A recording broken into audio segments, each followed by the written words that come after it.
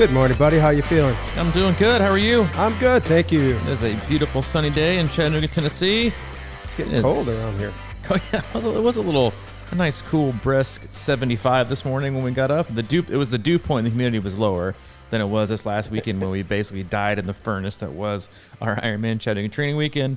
Before we get into that and a bunch of other things, welcome. Today is August 3rd, 2021. Welcome aboard. This is the Crushing Iron Podcast, and we have made it through 500 episodes. Not quite, but I mean, we've started 500 here. I mean, can we listen? The hardest part is getting started. Yeah, so there's no doubt about that. I could at least say we're going to finish this. That's why I wore my running shoes here today, because I've realized the more I'm in flip-flops, the harder it is to get going into training. I'm telling you, man. And I'm in a semi-groove, so you are in a semi-groove. I'm trying to wear the clothes a little bit more, because that's the hardest part, getting the clothes on and getting out the door. You got to look the part. 100%. Look the part before you act the fact. part. I don't know if that's a fact. What? That you have to look the part. Well, no. I just meant, like, when you're struggling to work out, if you get your, tighty shorts on and your shoes, and you just kind of changed your what kind of chemistry? Shorts? Like your compression shorts. Your tighty. Who wears compression shorts? I do. When do you wear compression shorts? Like when you're going to run or like around the house? I just wear like these baggy shorts, and I wear the tighter underwear type thing. So we're going into boxers or briefs. Is that what we're going for? They're kind of the boxer brief, but they have the athletic kind of vibe. Oh, you go for the snug feel. Boy, yeah. You can't go too snug. So they're not compression. You go brief. So you're a brief guy. Yeah, but they're pretty snug. So you don't want to cut off blood flow. No, I mean, it's bad for recovery and other kinds of things. It was just sort of like my impromptu sort of running short, with the liner. Okay. So you go with the compression, kind of like the tri-short type feel without the chamois or the chamois. Yeah, exactly. Okay. And I usually kind of go with like basketball shorts or something. Yeah, I know you're a mesh short basketball guy. I know that for a fact. That's good. You're in a training groove. We hope the rest of you are in a training groove and had an awesome weekend. We had a busy weekend here in Chattanooga. We had about 25 athletes from across the country come into town for our Ironman Chattanooga training camp. Some athletes were doing Ironman Chattanooga here in September. Others were doing Florida and Cozumel and other races, but they came in for a great weekend. And I have to say, as hot as it was, and it was our first kind of outdoor-focused camp we've had here in Chattanooga. We usually do those in Nashville. We are doing one next year in the Woodlands, Texas, in March to get ready for Ironman Texas or any other early season Ironman. I'll tell you what, man. Like, I know we say this every time we have a camp, and we had other athletes say this. Like Renee Black pulled me aside. She was like, this is my first camp. I just have to say, like, I don't know how, because in a world full of not that fantastic people, sometimes our camps are filled with the greatest people, like the most fun, awesome, amazing people that are welcoming, that are outgoing. And as I kind of said, like Thursday night, I was like, we had like 10, 12 people there that you and I had literally never met before, that came by themselves, didn't know anybody from Adam. We have camps in 6-7 times a year, and usually, 60, 70, 80% of the camps, if not all of them, are filled with the athletes that we work with. But there was like 10 or 12 total strangers. And I was like, huge props to you, because that would not be me. Yeah, I was that's like, not your jam. That's not my jam. I would not be showing up to a camp where I didn't know anybody. Mm-hmm. And the courage that those athletes had, I thought was fantastic. And it was a great weekend. Everyone learned things. I was to be honest, I was kind of shocked at how pumped everyone seemed to be, and how everyone seemed to be more confident, which is obviously the goal of it. But it was so hot this weekend. It was the hottest weekend we had in Chattanooga. And then, of course, like, we woke up Monday morning and it was like 65 degrees and low humidity and dew point. And I was like, that's kind of how it is going to be for the full. Yeah. Well, it was interesting because I could tell you were kind of I don't want to say indecisive, but not sure how far to push it and everything like that. But I think in the back of your mind, you're like, well, these people got to get ready, and this could be how the weather will be. And nobody argued. It was kind of like, hey, we're going to go. We just did 4 or 5 hours of biking, and we're going to go run in the heat after this. Later. Listen, everybody's like, okay. Yeah, everybody's like, hey, listen. I mean, that's good attitude. It was. They had great attitudes. They were great. It was a great camp, and they were awesome. The athletes were incredible. But yeah, listen, it's like when you're when you can say I race next month, okay, and which you can. You could on Sunday. I think it was August 1st. It's time to figure it out. You're either on schedule. Okay, no one needs or should ever say I'm ahead of schedule, because there's no such thing. So you either need to say, I'm ahead of schedule, I feel great, this gave me a confidence boost, or, okay, maybe I got a little bit of work to do, and it's always, you're kind of afraid to push because you want people to be confident and you want them to leave kind of rejuvenated or with at least some good recon. They feel like they know what to attack later. But it's like it was so hot. You want to be careful. Obviously, is the coaches and the business holding the camp. You don't want to put people through extreme conditions, but we ran Friday in the middle of the day on up and down, a couple stretches on Barton in 100-degree heat. We rode the next day. Then I had everybody come back out later at 3:30 in the afternoon, the hottest part of the day, and run another part of the course. And then we got up the next day and you know this because you've done this course before. It is all about the run. This course, they're all about the run, but this course, of all courses, in my opinion, it is 100% about the run because of the terrain and also because of the humidity and the heat. Yeah, and it's definitely a tough run. So you got to be a strong runner on this course, and just to get up those hills. I mean, we did those. I really like that, actually. We ended up doing the North Shore Barton Loop, basically, on Sunday morning. It just repeats. Yeah, and I was thinking, multiple times, more times than you hopefully will have to do it on race day. Correct. Yeah. So that was cool, and just the resilience and the rebounding, and I actually took some. I woke up Sunday and I'm like, it's my camp, right? I don't have to do anything, right? If I don't want. It's my camp. It's partially my camp, but I woke up and I'm like, man, I've been running because my Garmin said I had run 30 miles in the last 7 days or something. For me, that's like, but I had the half marathon in there. So yeah, it's a little inflated, but not. But it was still there. Kind of caught me off guard. I'm mileage. like, because I had run almost 4 days before, whatever, in a row after the thing. So I was like, my legs are a little bit like ridiculous right now and everything. And I woke up and I kind of looked in my closet. I saw the cushy Hokas and I'm like, man, I'll just put those babies on. Put those on. Put the compression briefs on. Save a little, pounding and got out there. And I got to say, it's quite amazing how you can feel that way when you think you're just completely down and out. You just got to you just got to put the shoes on. Just got to put the shoes on gotta start and get through that initial sort of like, oh my God, my legs are just, it's that stiff morning feeling times 10 almost or something. Got to give yourself time. And before we give you any more time of this podcast, if it's your first time listening, welcome. We talk about it all. We talk about triathlon. We talk about life. We talk about everything in between. Sometimes we'll do swim, bike, run specific podcasts. We'll do race recaps, race previews. We'll have on the occasional guest, pretty much just Ken Hammond. But for the most part, Mike and I, as coaches, athletes, best friends, that have been doing this for a long time. We just sit back, relax, have an open, honest discussion about what we're going through, what our athletes are going through. Sometimes we'll hop into our Facebook group, which is Crushing Iron Group. If you want to be a part of that conversation, just request to enter and answer one simple question. We'll let you in. But we're not experts. We are not professionals. We're just weathered, as I've come to figure out. We are weathered. We've been through it all, and that's really the goal of the podcast, is to share our experiences both on and off the course, because we both have had our equal share of life experiences, and then not just from the past, but what we're currently going through and have in the past few years, and then what we have figured out or still trying to figure out, in training and in racing, and we're both trying to get better at our age. And we still think we have our best ahead of us. And so we're just trying to figure out, just like you. So if we can share any of those tips and tricks, and really just share our experiences, and hopefully you can bypass some of the mistakes that we've made along the way and just make the journey your own. And that's kind of what we've done since we started this podcast. And this is podcast 500. I want to say, before we get rock and roll any further, I know that I saw the video posted yesterday, and you know me. I know. I'm the worst when it comes to accepting like accolades and any kind of appreciation and any kind of flattery or anything that's positive. I generally might be the second worst. You're close.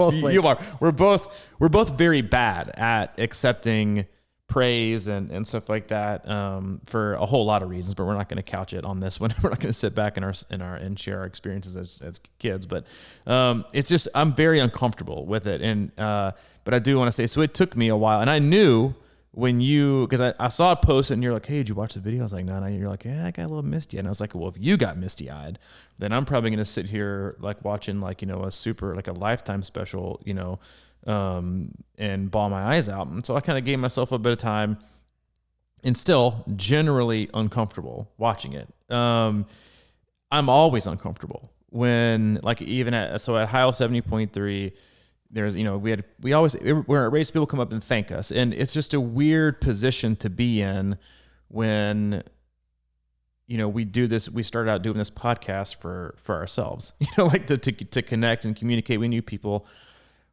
if we knew if it wasn't just you and I, surely there would be at least, 5 or 6 other people outside of our family, that would want to participate or be a part of a community that we thought was missing in triathlon and just in life. And so it's weird it was weird to watch and very humbling but very appreciative. And so I know Steve Mass, I know you headed that. And so I want to thank you personally. I wanted to, like it or love it when I watched it or comment, but I feel like it would just it would be a disservice to just drop in a comment. And honestly, I didn't really know what to say about it. I wanted to kind of sit with it and so I don't want my lack of attention to it yesterday to be, rude, but it was very much appreciative. Just to think that someone took the time to put that together and that other people took the time to participate in it. It meant a lot. And I think, I know I won't speak for you, but I forget sometimes that we do this as best friends, just kind of sitting and chatting amongst ourselves in a room where no one else is, but somehow, I guess, with technology, and that's how podcasts work, is it goes out into the ether and people listen to it and consume it. Some people, love us, some people probably don't, but that it generally has helped, a number of individuals the last 5 years. And I don't know, I think the consistency that we put together is probably what I'm the most proud of. I think we both will say that this is the most, besides breathing and me not drinking for almost 8 years, like this is easily the most consistent I've ever been anything in my entire life, and the most committed to. And I think knowing that we're helping in some way, not just in triathlon, but in life, and that is what, that's why we do it, and that's why we love it, and it's the people, and really it's like, you and I get a lot. You and I know I do, and we talk about it a lot. I generally feel like we get more out of this than the people listening, from our friendship and just connecting with other people around the world, that we have a slew of friends and athletes, the people that we connect with and confide in and call best friends, that we would have never had 5 years ago had we not done this. Yeah.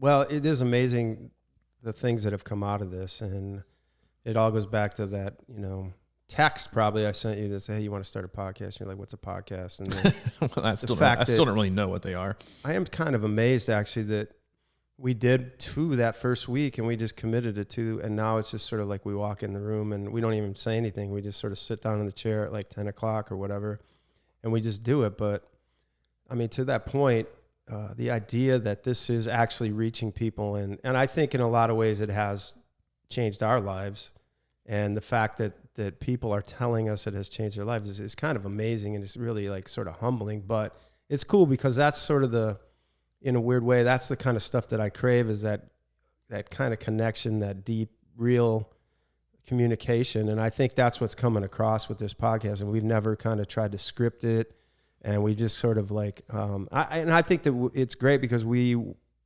open up to each other on here, and I think it's because the mic's here and we're just rolling and we're like, screw it. I mean, in the beginning we're kind of like, how far do we want to go with this stuff? And we just want to like lay out like tips and things like that. And then we just decided like, screw it. We're going to be who we are. And that's the reason it's continued. And I think people want to be comfortable listening, and I think it helps them maybe get through. A lot of people will always say, man, that podcast today hit exactly what I needed or whatever. And we don't, that just happens, obviously. And I think it's, it is the 500th, and it was funny because Sunday when you left breakfast, you're like, you want a podcast tomorrow or Tuesday? And, today's like Monday's the big 500th, right? And I was like, I don't, and you're like, yeah, Tuesday. And we just kind of, and I think, and you mentioned it's like this idea, I wanted to sit in it too for a minute because we knew we weren't going to like quote unquote do anything special. I mean, we knew that was going to happen because that's just not really authentic to us. And I went out riding yesterday, and I just sat in it. You know, it's sort of like, what does it mean?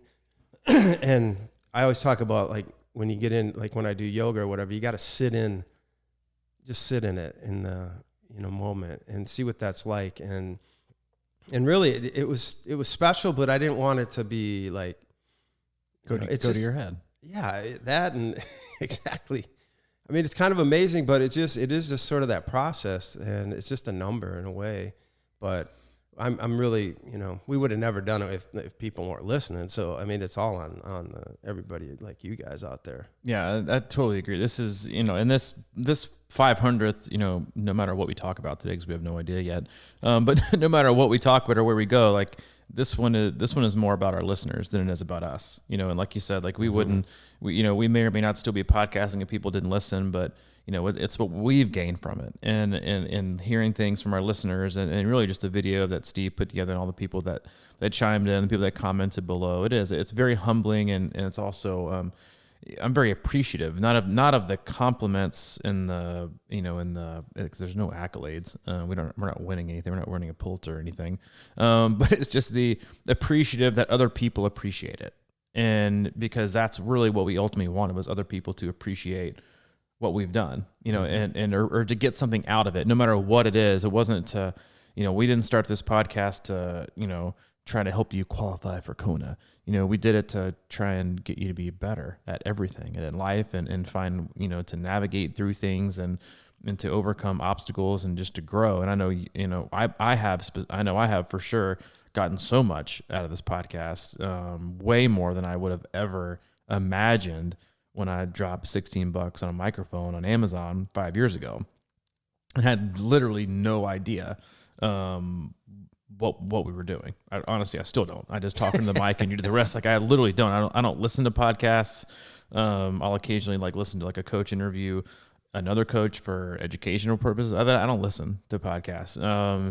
And so it's but like you said, it's not. I was reminded about what we do here and why we do it over the weekend, seeing so many strangers together. Like we were having coffee at Mead Mugs after the very first session we did, open water swim on Friday morning. Most people didn't really know anybody else. Very few people knew people. Some people came with another person. Other than that, nobody knew each other.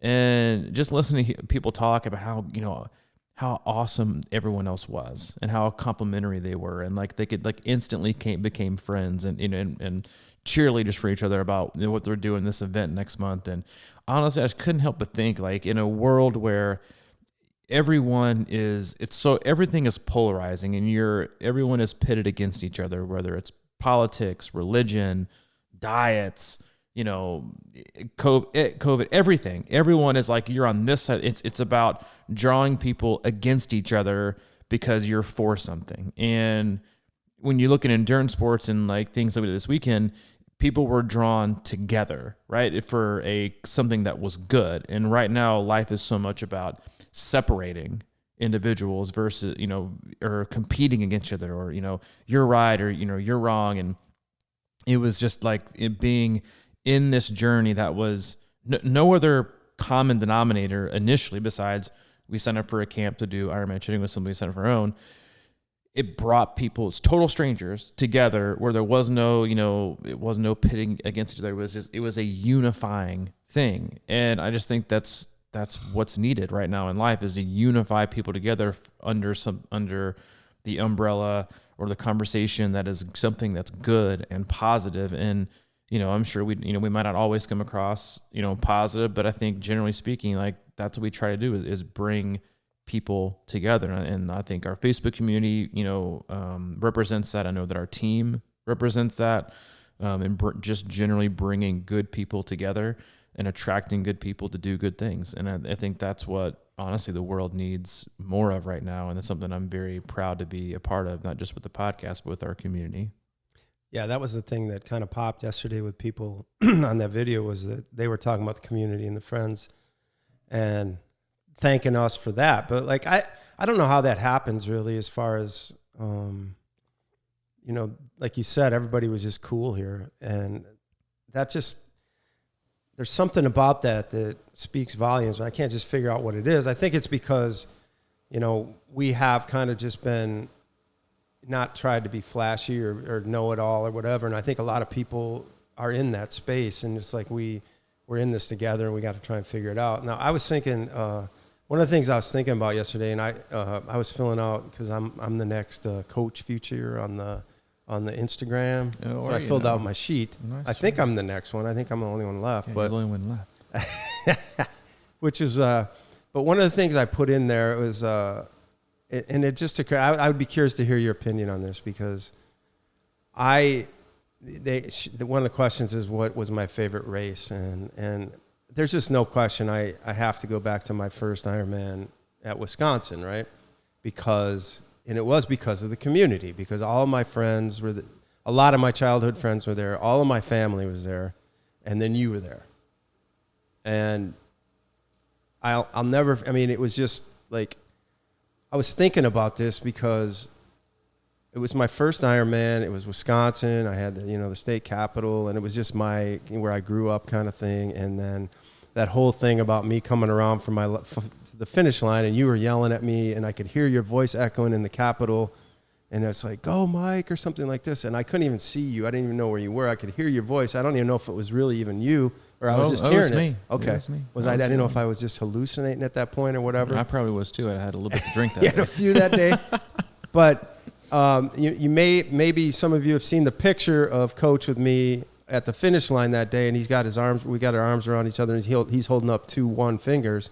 And that was like, I had gone into that race with this goal of breaking 12 hours, and I did. And you were given the 11-hour thing, right? And I was thinking about that moment and how special that was to me, and I made it by like 2 minutes. Oh, I know. That's why I was yelling. You were yelling at me. It's like but your horse. Honest to God, I thought this, because I know how I am. Like, if I hadn't have done that, I would have been maybe a little disappointed in myself, just because I'm that type of person. And it's very possible if I would have done 12:04 or something like that, my first one, because that's like, I may not have stayed in the sport. And I honestly think, in a lot of ways, just because what you were going through and what happened that day and how that worked out for me and how we felt afterwards, and I know you were vested in my race big time as a coach, and I was just sitting there thinking, I think in a weird sort of way that might have been the beginning of C26, what we have right now. And if I don't do that, it's very possible none of this happens. And I'm not saying that I'm putting myself in that, but because I could have walked away if I wasn't like feeling high about it. I did not think you were going to continue on very long. You didn't? No, and that's like, I didn't. That's because that was your personality. Like, you were in it. I thought because it was Mike and 4 other guys that I was coaching at the time, among some other people, and of the 5, it was kind of like, I'm just I'm the athlete. I'm just gonna kind of do this and show you guys. I've been doing this for a couple of years. That you need to be an athlete to do this. And I'm just gonna beat you guys. I'm gonna move on to the next thing. I could tell you liked it though. I can tell you got into it, into the challenge of it. As things got serious, I didn't think that. I thought for a minute after Muncie that you might be hooked.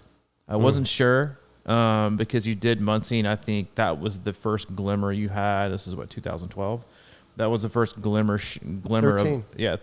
Was it 13? Yeah, because that was when I did Wisconsin. Was it? Yeah, it was a few months before Wisconsin. It was the first half. And that's when I thought, or what I could see, that you feel like you met your expectation, or exceeded it. Not to mention the fact that I predicted your time down to the minute that day. But that's I could see your competitive juices, not just getting like, hey, I can do this and beat you guys, that I'm in the group with. That's when I also saw, hey, I think I can be competitive just in this sport, in general.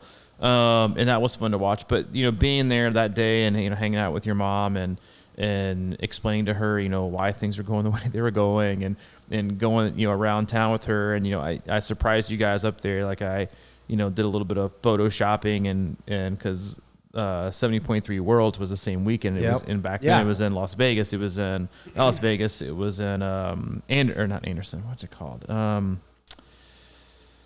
That's going to drive me nuts. Anyway, it was in Nevada. It was just outside of Las Vegas. Really, really hilly. I'm going to think of it. But that's where 70.3 Worlds was. I had athletes competing in Worlds, and I was like, yeah, I'm going to that, obviously. And then even sent you guys a picture like I was me, like under the finish line or the finishing arch or whatever. And then we met for dinner, Friday night or something. And I was already there. Yeah. I was already there eating and surprised you guys. And that's also when I fell in love with the city too. I absolutely loved the city. I loved it was on the water.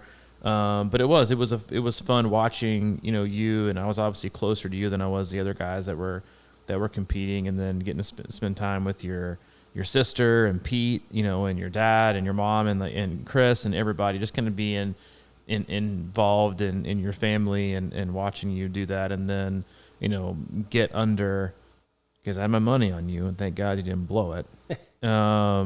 Was running under 12, and it was a good day. It was, and I also remember the moment when you came around. I think we have a shot of this somewhere, maybe in one of the old blogs, but you're coming around the corner, doing your second loop right before the high school, right? Coming around to start your second loop, mm-hmm. and I was running off to tell you because you were doing so well. And I ran off barefoot because I didn't need flip-flops. Oh, that was on the bike. It was on the bike. It was right before the high school, right? Like right before the school. Yeah, in Verona. There. And I had every intention of telling you to, lay the hammer down. When I left off to run next to you, and then when I got next to you, I just said, be patient. Instead of, I just totally flipped what I was going to say. And I remember that very vividly. But no, it was a really, really cool thing. And I agree with you. That was in a lot of ways, like, while we didn't start C26, or this podcast until years later, we waited till the right time. That was, I think it planted the seed for a lot of things that we do now. Mm-hmm. Yeah. It's just weird thinking back to that kind of stuff for me because, and I'm sure like if somebody came to this camp or whatever, and they were thinking about not coming, and how like the little decisions can just change the way, things go forward in the trajectory of your life or whatever. And just, showing up and making things happen. And, that's sort of like just having faith in things. And I think that that day, just to me, I think it really just changed my trajectory because I obviously was trying to get back in shape, and I was feeling like I was getting old, and I wanted to change my life and all that kind of stuff. So that's why I got in triathlon. But the fact that I actually went up there and did something that I expected to do, and it was super hard, and I had to dig it so deep to get there. And then, I just think that that whole weekend just kind of solidified you and I. And then, whatever was coming forward, it was almost like we were destined to do something, even though there was a lot of obstacles to get there over the next few years. And, just coming in and out of triathlon for me was big because I didn't really kind of jump right back into it after that. I ended up deciding to do Louisville the next year, but it was a late decision. And I got back into it, and it was the worst race I've ever had. And then somehow I kept doing them, And worse than New Orleans 70.3? Yeah. Really? Yeah. I thought that was like your worst of your worst race when your break was That's true, yeah, because I was good through the run at Louisville, and the run was the worst. But the New Orleans was I wasn't ready for that either. That's where we got our logo. That's right. Isn't that right? He's in New Orleans 2014. I took a selfie in the mirror, and that's my burned. Is it 2014? Yeah, 2000 New Orleans 2014. Yeah. Yep. That's the sunburn pic that Mike. My God, I remember your mom texted me asking you what was taking you so long on the bike. Yeah, I had the week before I drove to Dallas for the Final Four, and I came back to Nashville, and then I drove to New Orleans. I was like, yeah, I did a lot of training for that race. Man, but that was that, and then I think, when we were able to do Louisville together, and I think I mentioned that, and in my own little bio that I did this last week. When I had just gotten sober and didn't have a bike, I didn't have anything. I think I bought a bike from got the hookup from a friend, Ann Malin, who's in Knoxville. Like her buddy hooked me up with buying a bike. I didn't even own one. I didn't have any tri-gear anymore.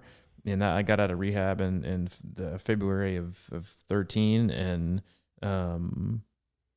didn't have anything. And got my bought a bike, and I mean, which, to be honest, probably wasn't the most fiscally responsible thing I did right when I got out, but I knew that triathlon was just a part of something good that was a part of me, and I didn't want to give it up. And when I was getting sober and I was in treatment for 90 days, like they don't kind of poo-poo on exercise. But they don't want you to overboard. They don't want you to focus on something else and kind of, like use it as a distraction, right? Or find another addiction, because there are people that are there, for exercise addiction, like they're like, you can, eating disorders like that. So they didn't want, I remember the first week I was there, I was like, I'm going to keep training. I'm going to run around the yard. I'm going to do these things. And I was like, and then I think I lasted like 3 days, because everything else I was absolutely exhausted from, like mentally and emotionally just exhausted.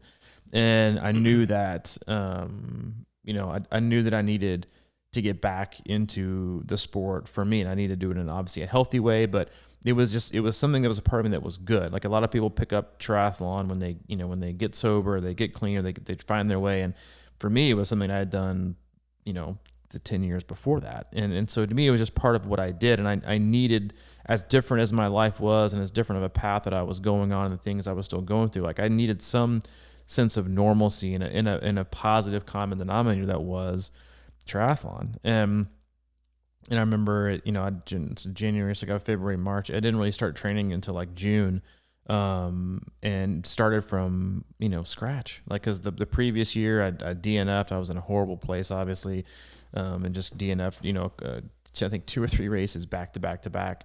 And then went to that race, and it was so insanely hot that day.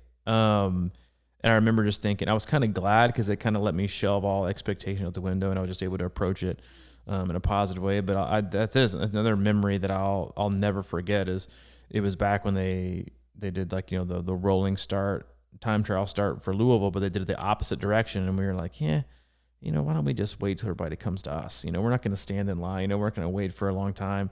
And I was just so thankful and grateful to be able to do that, hopefully, that day. And Elise was there. A couple of really good friends were there, that had been with me before I got sober. And, your mom was there. I think Chris was there too. He was shooting video, Yep, Petey was there. And, it was just one of those days where I knew that it was going to be really terrible, but I was just really grateful to be there. And then we sat on the concrete, amphitheater kind of rocks there by the swim start. I remember listening to swim start, and the national anthem played. And I think I had tears rolling down my face. I was just very, very grateful to just be there in that moment, and having survived and being able to actually just have the opportunity. And I think sometimes we lose that, when we have opportunities, how grateful we should be to have them, no matter what the outcome is, no matter if we have our PR, or we get on the podium, or we, beat so-and-so. It's like, so much of life is seizing opportunities and being grateful for them. And seizing opportunities isn't about what you achieve within it. It's about what you learn and what you're appreciative of, because that's the stuff that sticks with you. Like, I don't remember my time at all. I know that I raced well, and it was at that point, it was one of my best overall placings, but I have no recollection of, I was in the 10s. That's all I know. But I remember swimming and smiling, in the Kentucky River, or whatever the river's up there. And then getting on the bike, and I remember vividly just pacing myself so patiently, because it was going to be so hot. And we're getting off the bike and seeing your mom with the backpack and this like big, temperature gauge coming out of the back of her backpack that read like 110. I was like, great, this is going to be awesome. And then just taking off and running so steadily. And so because it was so hot and everyone was walking, just thinking all I got to do is run, and then finishing. And I think that's one of the first, one of the few, but one of the first races I've ever been really proud of finishing.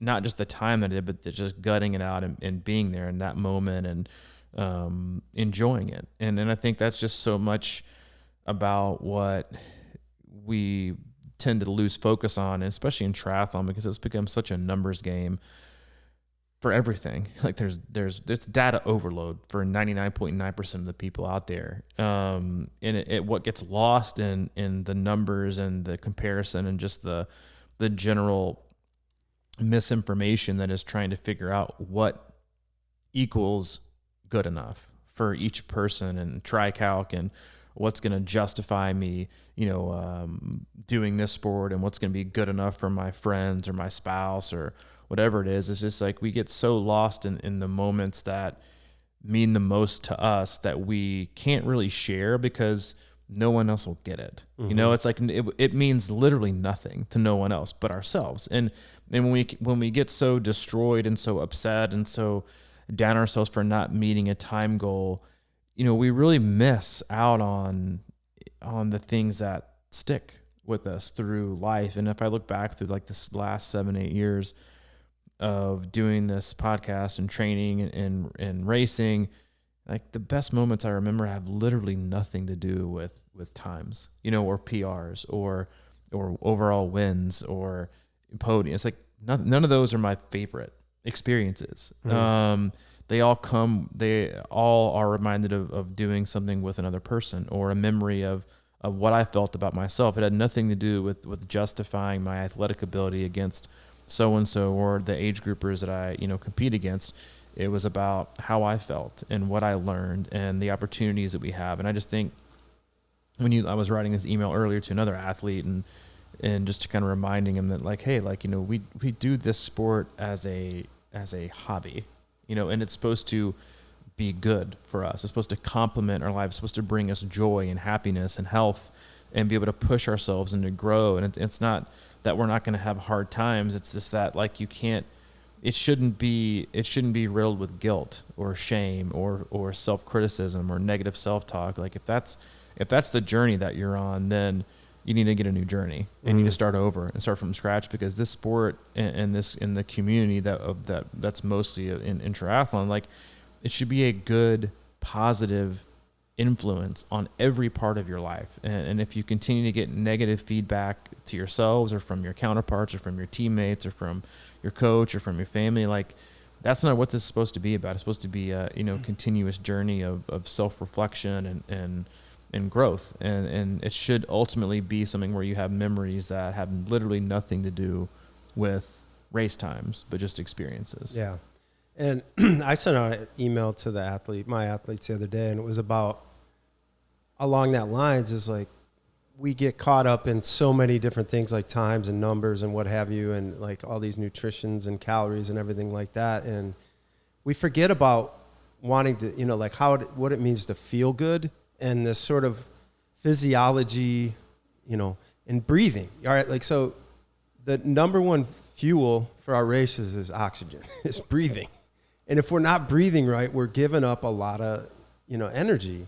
It just doesn't happen right. So I think a lot of times, you know, people don't breathe right when they're swimming. They get the anxiety, and then they start getting out there running. They close their shoulders in or whatever, and they're looking at the ground. And it just becomes this grind of sort of like, you know, punishment versus like, hey, how can I be proud or happy with my feelings and just go forward and actually feel good? You know, I know the race sometimes turns into that, but, you know, 90% of training shouldn't be that way, where you're, you know, just grinding things out or like doing things that hurt because, like you mentioned, shame and guilt. And I think a lot of people carry that. And I think, you know, sometimes it's just my opinion or whatever, but an observation. But I think a lot of people kind of get into this sport sometimes. And like you were saying at the rehabs, like they don't want you training because you might go out there and just grind yourself into the ground as there's sort of a penance or a self-punishment, you know, and that's the tendency. But I think that there's a really, a thing that we need to be thinking about more is like, how can I do whatever I'm doing today and make it kind of feel good? And I think I did that, like, for example, on Sunday when I did some walk around, I got, you know, my average pace was like in the 10s somewhere, and I'm walking like every third minute. And it just felt good, you know? And I think and you know what kept crossing my mind that whole day was this concept that we have, appropriately challenging. I felt like I was getting in good work, and I didn't leave there absolutely shelled. And I think, man, wow, that is a win. That is a win, because it's certainly like it could be, it's almost like the elephant in the room, like that one workout is always lurking that's just going to bury you, throw you behind the 8 ball for an entire week, and then start questioning your love for the sport or your reasons for doing it or what have you. But I think you mentioned it last podcast, maybe, is like, it's okay to feel good. If you're feeling good through your Ironman training and not just beat up all the time, and you're getting your workouts done and you're going through that's a good thing. you don't have to be absolutely blasted, you know, and I think that's just a hard lesson to learn sometimes, because we get twisted in our minds about, like, I need, you know, I've got like something lingering in the background that I need to sort of make up for or something.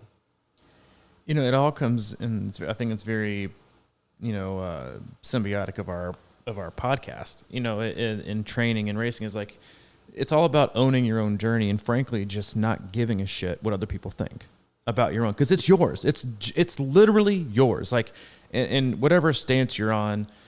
Like in the last like week or two with, you know, following like Simone Biles and her, you know, mental health and stuff, and like pulling out of events and stuff. And it's like, she doesn't give a shit what you think. Mm-hmm. It's her own. Like, this is her own journey. She can do whatever she wants. She's a grown adult who is arguably the greatest gymnast ever on this planet, you know, and like, so for some perspective, like you think you feel the weight of the world in your local tri club because they want you to compete in your Ironman and not, you know, bow out and defer. Think about being labeled the greatest gymnast ever that's going to win every gold medal, and everyone's literally staring at everything that you do 24/7 all the time. It's a little bit different. Yet, she made decisions, and if you want to question them, you can, but, you know, you should probably go bite the wall, is like, we can be selfish with our own journey. We get into this sport, we get into things, to competition for ourselves. And so many athletes get so lost in even just continuing to do triathlon because they feel like they have to, or they feel like they have to do this. I've got to do this Ironman, or I've got to do this 70.3, or I've got, like I had this conversation last week with Nat Wood. So I was like, well, I've been training for this 70.3 for like 2 years now. And I was like, wait a minute, let's just stop. You've been training for a 70.3 for 2 years, or you've been signed up for one for 2 years? Because that's a legit conversation. It's not harsh. It's just saying, like, we tell ourselves these things, and like we put this pressure on ourselves, and sometimes it's true and sometimes it's false. But do whatever the hell you want to do with your journey. It is yours. You can quit at any time. You can push forward at any time. You don't have to do a full. You can just do sprints. You can not race at all for a year if you want to. Do whatever you want because it's yours. No one else cares. They might act like they care, and if they act like they're really invested in you and they don't care about you being happy, then they're only invested in what they're going to get from it, or their own selfish reasons. Mm-hmm. Their answer should always be, do whatever makes you happy. Yeah. And if it makes you happy, do it. If it doesn't make you happy, don't. It's literally that simple in almost everything in life. If it makes you happy, do it. If it doesn't make you happy, then don't do it. Like the amount of pressure and like you said, the guilt or the shame of like what we think other people want to see or hear, that's something that, you know, that we've always gone back and forth with the podcast. Like, when everyone else does this and everyone else does that. And, you know, they have on guests every single, you know, time they go do top 10 things, and we could make headline, you know, grabbing, you know, articles or podcast topics, or we could have this person on and get, you know, a huge influx of listeners. You can get ads of sponsors. We're like, yeah, but that's not really, it's not genuine. It's not what we feel is right. It's not something we feel like we want to do.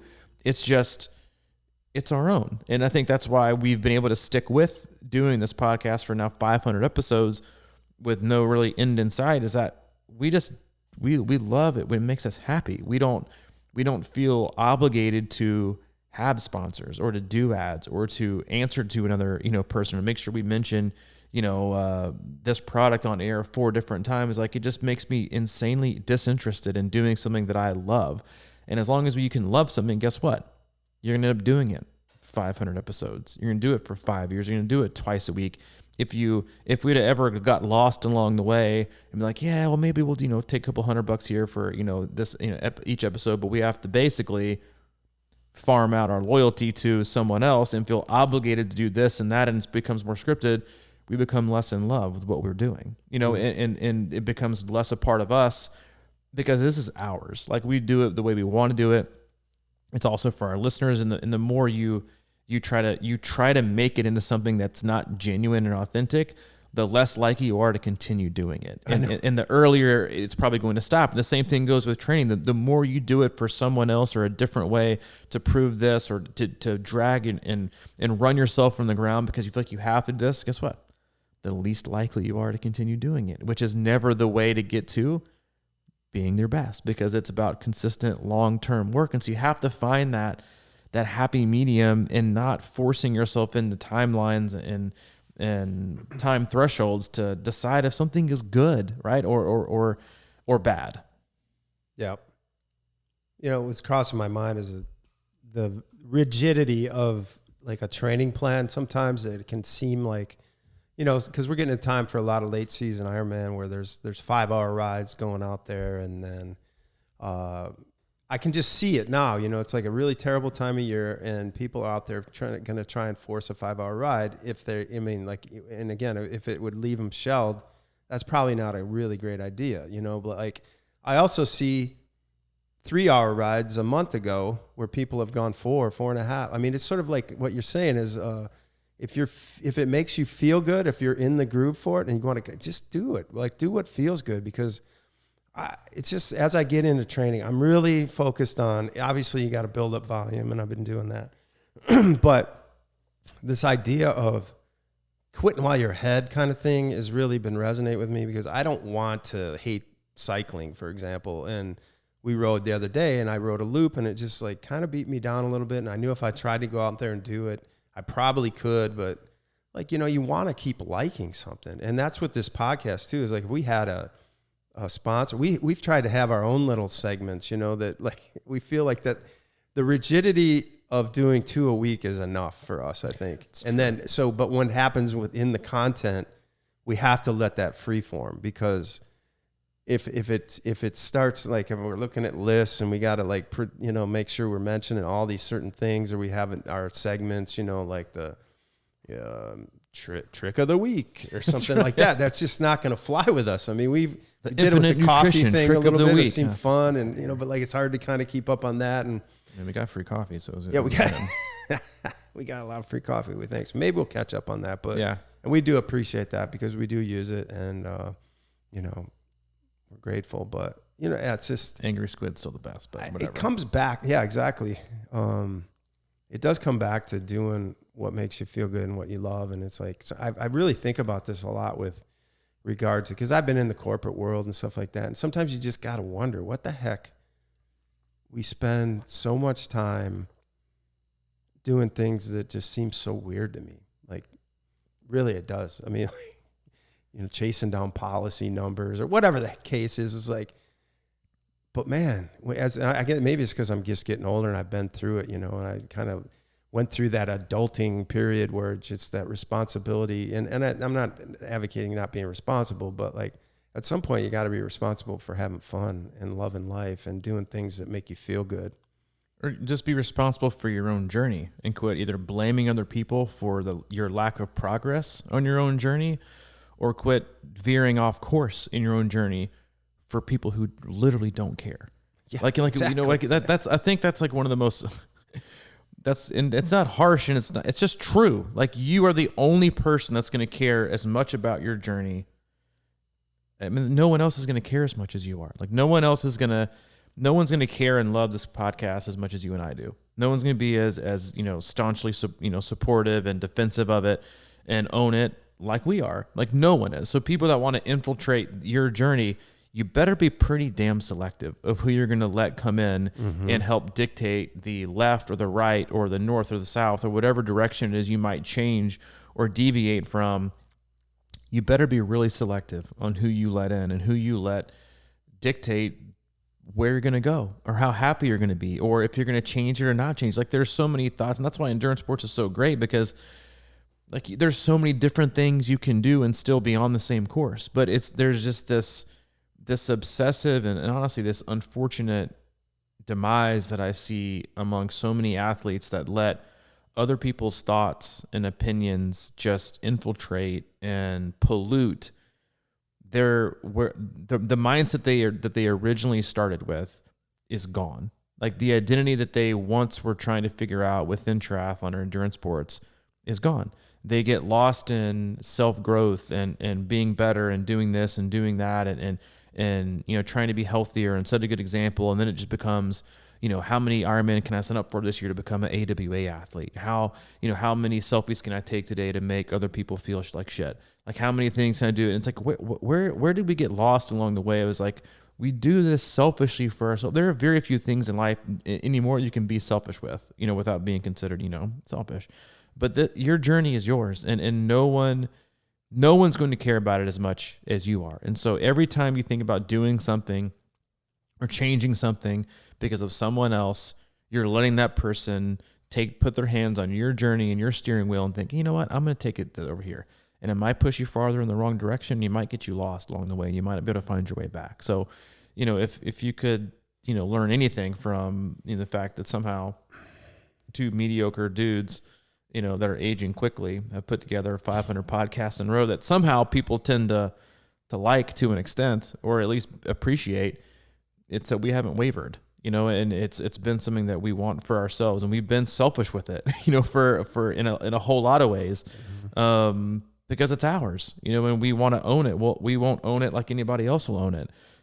But somehow, along the way, we've made it this far, and it's a lot of good has come from it. And I can't think of having done it any other way. Yeah.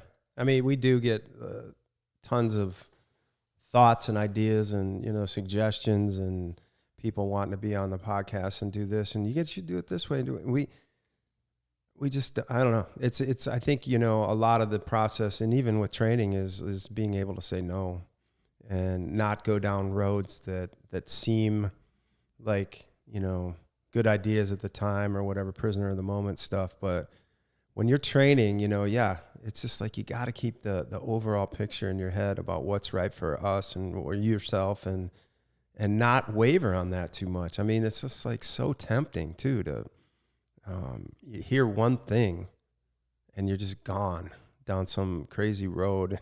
It's like trying to get a quick fix for something that just does not have quick fix in it. And I just like, there's so many thoughts that kind of like percolate that I just can't always articulate, but I just feel really good about what we've done.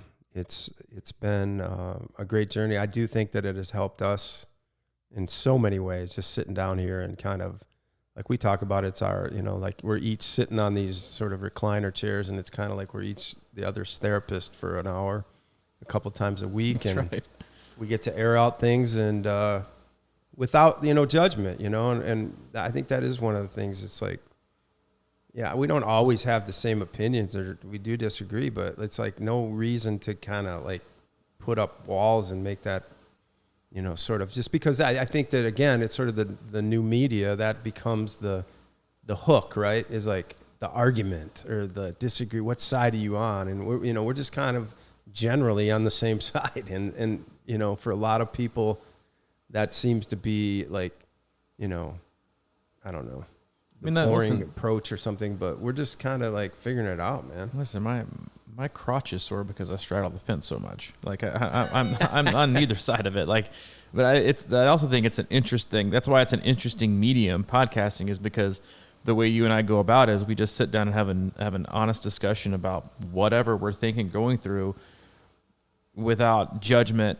from each other.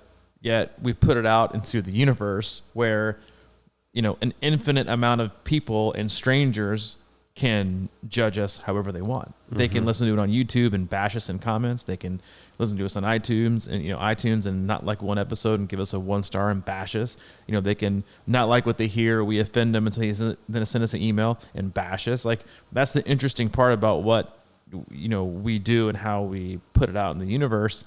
But I also do it with absolute zero fear, because I frankly don't care. I do too now. It took a little while to get through that for me. Which I honestly think is such a healthy thing as an individual, as a human, is to be able to share your thoughts and emotions, whether you think people are going to like them or not like them, without fear of being judged or labeled or backlash. Because, this day and age, dear God, like, you can barely say like, I like Coke over Pepsi without having like, getting your Facebook post taken down for offensive language. It's like, but everyone's so afraid to speak their mind and be at least honest and authentic, because you're afraid to be judged or labeled or basically, witch hunted. It's just, it's crazy. But at the same time, that's why I love the podcast and the opportunity that it allows us to do what we do. And then hopefully it also allows our listeners to feel that same kind of, the best thing we do is that we're vulnerable. I honestly believe that's the best value we give, hopefully, to athletes. It's not how to improve your T2 time by 2.5 minutes it's to give people the strength or the opportunity or the ability to be more vulnerable in their own life. Because to me, vulnerability is strength. The more vulnerable and honest you can be about your life, the stronger you are, because you should be able to do that in your life in general, with your friends, with your family, with your loved ones, whoever, because it does show strength. And I think that's, we do that frequently on the podcast because we're not perfect and, we mess shit up all the time. Yeah. And I do. That's the common thread, I think, is that people, when they come to camps and whatnot, they'll start to do that with other people, so that kind of is how this thing sort of, I think, spread, is that people became connected and good friends through camps and through, obviously the podcast. I still remember the first camp we had, and like I said, I've said it before, but I had 3 guys email me, and next thing you know, they're staying at my house. I had no idea who they were. I was just, they kind of connected with us through the podcast, and the next thing you know, I'm waiting there going, man, what the hell am I doing? 3 strangers come in. They couldn't have been more cool. It was just like, we had the greatest weekend. It was just kind of like weird, but great weekends are good weekends, man. Yeah. And we hope this was a good podcast. Yeah. A lot of fanfare, a lot of shebang today for our 500th. Hope you enjoyed our We've got streamers up all around guests. the hub and banners outside. Jan Ferdino waiting to come in. And I got Tom Cruise and Simone Biles coming in. We got Jordan. They're all coming later today. We're gonna have some private talks, and they're bringing us their gifts. I think we're gonna have crisscross a couple spotlights. Up I in the think air we're gonna have night. a couple Lamborghinis waiting for us outside. I think Ice-T is coming by. We just got a lot of little B-listers coming through to give us a shout out for how much they love our podcast today. I'm pretty sure Mike's going to have a surprise Bentley waiting for him outside from J-Lo. But outside of that, we're really trying to keep it low Cool key. J. Yeah, we're just trying to keep it really low key. But no, in all seriousness, we appreciate you. We love you. We would not be here for sure without you, our listeners, and the feedback that you guys give. And again, thank you again, Steve, Mass, and everyone else who participated and commented yesterday for the video. Meant a lot to us. If it weren't for you guys, we wouldn't be headed to 1,000. So keep on being you. We'll keep on being us. If you haven't, swing by our website. It is our one-stop shop for all things coaching, camps, and community. That is C26Triathlon.com. If you have any questions for Mike directly, you can always find him at crushingiron@gmail.com. If you need anything from me, you can get a hold of me at C26coach@gmail.com. All right, man. It's been quite a ride. Let's get back on the bike tomorrow. See ya.